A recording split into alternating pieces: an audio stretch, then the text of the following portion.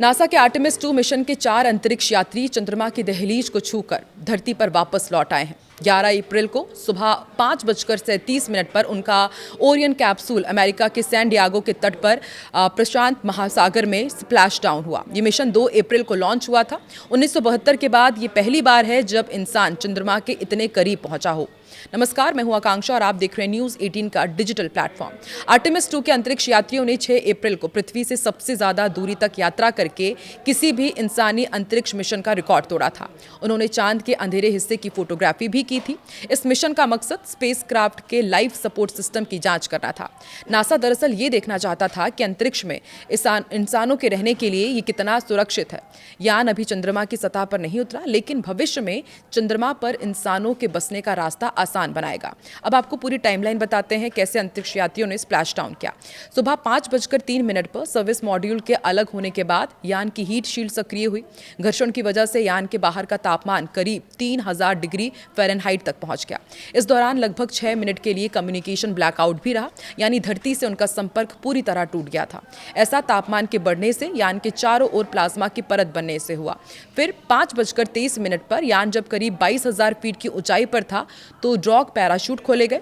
Parachute ने समुद्र में गिरने से पहले ओरियन की रफ्तार कम की और उसे स्थिर बनाया। और फिर करीब 5:34 के आसपास करीब 6,000 फीट की ऊंचाई पर छोटे पैराशूट अलग हो गए और 3 मुख्य पैराशूट खुले। इससे ओरियन की रफ्तार घटकर 218 किलोमीटर प्रति घंटे से भी कम रह गई। फिर 5:37 पर रफ्तार धीमी होकर सिर्फ 51 किलोमीटर प्रति घंटा रह गई और ओरियन सैन डियागो के तट के पास प्रशांत महासागर में उतर गया। 11,17,000 किलोमीटर लंबी यात्रा पूरी हुई। धरती के वायुमंडल में प्रवेश करते समय ओरियन स्पेसक्राफ्ट की रफ्तार 40,000 से 42,000 किलोमीटर प्रति घंटा थी। ये इंटरनेशनल स्पेस स्टेशन से लौटने वाले यानों की तुलना में बहुत ज़्यादा है। अधिक रफ्तार और गुरुत्वाकर्षण के कारण पैदा होने वाली भारी दबाव और गर्मी को सहने के लिए इस यान को खास तौर पर मजबूत बनाया गया था। इस मिशन में अमेरिका के Reid Wiseman, Victor Glover, Christina Koch और कनाडा के जेरेमी हेंसन शामिल थे।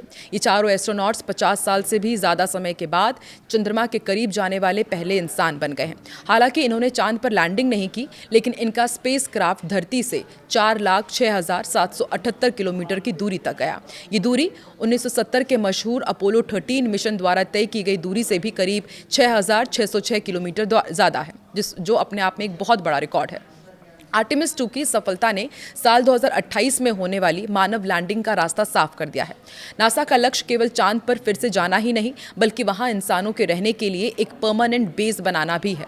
इस सफलता के बाद अब चांद का इस्तेमाल भविष्य में मंगल और अन्य ग्रहों की यात्रा के लिए एक लॉन्च पैड के रूप में किया जा सकेगा। अपोलो और आर्टेमिस प्रोग्राम में बड़ा अंतर है, वो भी आपको समझाते हैं। 70 के दशक में हुए अपोलो मिशन का मुख्य उद्देश्य सोवियत संघ के साथ चल रही स्पेस रेस में खुद को बेहतर साबित करना था। आर्टेमिस प्रोग्राम पूरी तरह से भविष्य की तैयारी है। नासा इस बार चांद पर एक स्थायी बेस बनाना चाहता है ताकि इंसान वहां रहकर काम करना सीख सके। यह अनुभव भविष्य में मंगल पर जाने के सपने को पूरा करने में मदद करेगा।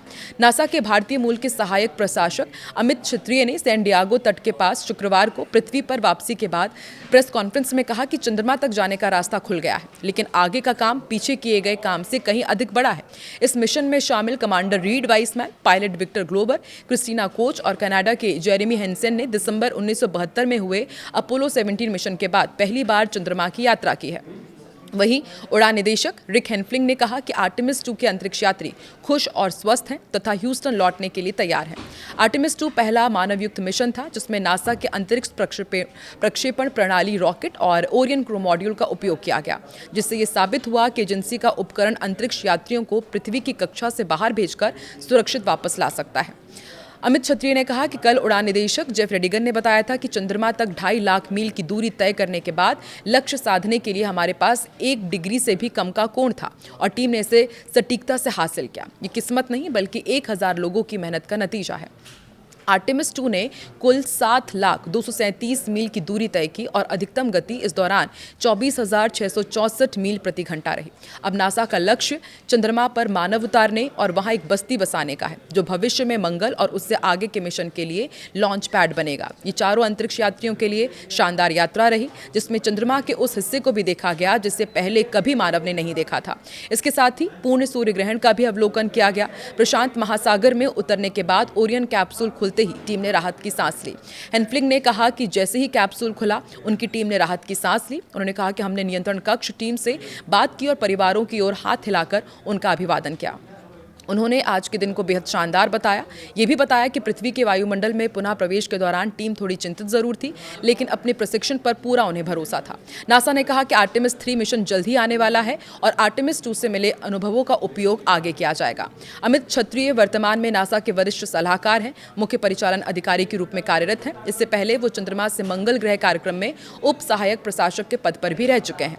अब आपको थोड़े नॉलेज की भी जानकारी देते हैं। इस मिशन से पहले केवल 24 लोग ही चांद के पास या उसकी सतह तक पहुंच पाए हैं। ये सभी अमेरिकी एस्ट्रोनॉट्स थे। सभी 1968 से 1972 के बीच चले अपोलो मिशन का हिस्सा थे। नासा के अपोलो प्रोग्राम में क्रू और बिना क्रू वाले मिलाकर कुल 17 मिशन हुए हैं। अगर सिर्फ उन मुख्य मिशनों की बात करें जिनमें अंतरिक्ष यात्री शामिल थे तो ये कुल 11 थे। आर्टेमिस 2 पूरा हो चुका है और अब संकेत दे दिए गए हैं कि बहुत ही जल्द आर्टेमिस 3 भी लॉन्च किया जाएगा।